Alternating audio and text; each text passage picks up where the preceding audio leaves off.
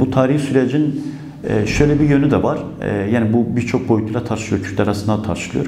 Ama hem Sayın Öcalan hem PKK'nın kongresinde topluma deklare ettiği, kamuoya deklare ettiği içerikte de görüldüğü gibi aslında bunun yeni bir başlangıç olduğunu, özellikle demokratik toplumun inşasında bu sürece büyük bir rol ve misyon verildiğini, değişim dönüşümünü bu anlamda yaşayabileceğini, bizim de HDK olarak hem bu sürecin gelişmesinde hem bu sürecin pratiğe geçmesinde büyük bir rol ve misyon yüklendiğimizi belirtebilirim. Demokratik Halkların Demokratik Kongresi tam da aslında rol ve misyonu Türkiye'nin barışı, Türkiye'nin demokratikleşmesi, demokratik toplumun inşasında rol oynayabilecek bir zemine sahiptir. İçinde çok farklı siyasi kurumları, halkları, temsiliyetleri, inançları, ekoloji gruplarını temsil eden bir yapıya sahip. Biz de bu süreçte özellikle önümüzdeki süreçte Sayın Öcalan'ın yaptığı çağrıya, demokratik toplum çağrısına HDP'nin bu anlamda cevap olabilmesi ve demokratikleşmenin sağlanabilmesi, Türkiye'nin demokratikleşmesi, demokratik toplumun inşasına HDP olarak biz bu sürecin öncüsünü yapacağız. Özellikle sahada, pratikte, halkla iç içe bu süreci tartışarak bu anlamda öncülük misyonumuzu oynayacağız. Tabii bu çağrı bizimle birlikte, az önce dediğim gibi asıl işte devlette yapılan bir çağrı ama onunla birlikte bize yapılan bir çağrının yanında Türkiye Sosyalist Hareketi'ne, aydın yazarlara, kadınlara, gençlere, toplumun farklı kesimlerine, herkese bu anlamda bir çağrı var. Türkiye'de kim bu anlamda işte Türkiye'nin antidemokratik yasalarından, hukuksal sorunlarından, dilsel, kültürel, her alanda işçi sınıfın yaşadığı olduğu bütün sorunları yaşayan herkesin bu sürece sahip çıkması, bu sürece destek vermesi gerekiyor. Sayın Öcalan bu anlamda gerçekten önemli bir yol açtı, önemli bir süreç başlattı. Türkiye'nin demokratikleşmesi noktasında biz de bu anlamda hem HDP'nin birleşen boyutuyla, rol ve misyonu boyutuyla ama bununla birlikte sorunun bütün Türkiye kamuoyunda, demokratik kamuoyunda, ana muhalefetinde, bu anlamda demokrasi cephesinde büyük rol ve misyon düştüğünü belirtmek istiyoruz. Bu anlamda biz de bu süreçte hem dediğim gibi halkla buluşan, halkla bu süreci öğren, halkla bütünleşen, halka bu anlamda hem öncülük yapan hem sürece katan ve halkla birlikte tartışarak Türkiye'nin demokratikleşmesi, demokratik toplumu bu anlamda inşa edeceğiz. Kürtler dil dediğinde karşısında argüman olarak işte silahlı mücadeleyi, işte şiddet.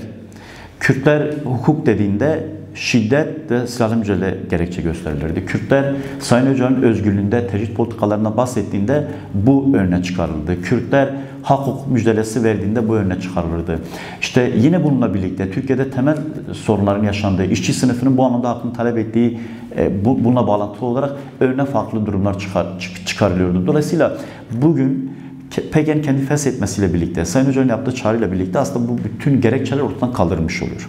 Yani devletin şimdiye kadar Kürtleri tanımama meselesi, hak hukuk mücadelesinde, dilsel, en doğal haklarını bile inkar eden ya da iradesine, belediyelerini seçmiş olduğu belediyelerine kayyum atayarak 3 dönem kazandığı belediyelere kayyum atayarak oradaki hakkının gasp edilmesi, iradesinin yok sayılması ve seçmiş olduğu milletvekillerinin cezaevlerine atılarak, dokunulmazlıklarının kaldırılarak ya Sayın Öcalan'ın üzerinde çok büyük bir tecrit politikasının yürütüldüğü, bütün bu gerekçeleri şiddete bağlayan bir devlet gerçekliği, bir iktidar gerçekliği vardı. Şimdi Sayın Öcalan bu gerekçeyi ortadan kaldıran bir süreç başlattı.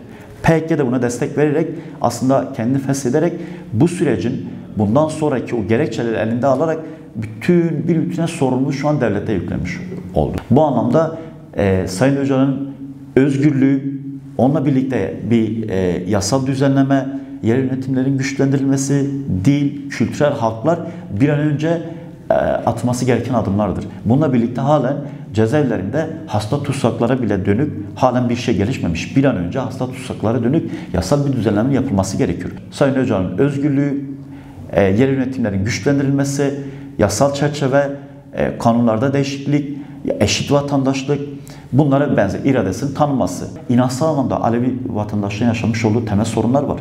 Ekonomik olarak Türkiye halklarının yaşamış olduğu sorunlar var. İşçi sınıfının yaşamış olduğu sorunlar var. Bunların çözümüne dönük de devletin, iktidarın bir an önce buna dönük de adım atması gerekiyor. Yani bir tarafta sorumluluk bize düşüyor. Türkiye'nin demokratikleşmesi, demokratik toplum inşası, biz bu süreci hızlı bir şekilde başlatıp buna cevap olacağız. Ama bununla birlikte devletin de atması gereken adımlar da halen duruyor. Buna dönük de hiçbir adım atılmamıştır. PYK hem sürecin iyi niyetini, bu anlamda irade ortaya koyan bir süreci başlatmış oldu. Ama devletin de bu anda somut adımlarını artık hızlı bir şekilde atması gerekiyor. Toplumun örgütlenmesi ve öz savunması geliştirmesi kendini örgütleyerek bu anda gerçekleşebilir. Yine Sayın Hoca'nın üzerinde durduğu komünal demokratik toplum inşasını, biz bunu yerelde, özellikle Kürdistan kentlerinde ve Türkiye'de de meclislerle, işte mahalle komünleriyle birlikte bu süreci başlatacağız. Bundan sonraki mücadele alanı, yeni bir süreç denilen de tam da budur. Toplumun kendini örgütleyebilmesi, kendini öz savunmasını gerçekleştirebilmesini, öz iradesini gerçekleştirebilmesi, bu anlamda da kadınlar, gençler, toplumun bir bütünü. Kürdistan'dan başlayarak Türkiye kentlerine bu anlamda HDP'nin oynayacağı rol ve misyon çok önemlidir. İşte buradan meclisler inşa ederek, ilçelerde, mahallelerde halk meclislerini oluşturacağız. Bu önümüzdeki süreçte hızlı bir şekilde başlayacak. İlçe meclisleri, mahalle komünleri bunu hızlı bir şekilde örgütleyerek biz bu sürece bu şekilde cevap bulma noktasında bir irade ortaya koyacağız. Ama tabii buna bir bütünen toplumun örgütlenmesi gerekiyor. Yani gençlerin buna dahil olması, kadınların buna dahil olması, toplumun bir bütünen kendisine demokratik toplum inşası çerçevesinde bu sürece dahil olursa biz de çok güçlü bir şekilde demokratik bir toplum, demokratik bir Türkiye gerçekliğiyle bunu bütünleştiren bir sürecin öncülüğünü yapacağımızı belirtebilirim.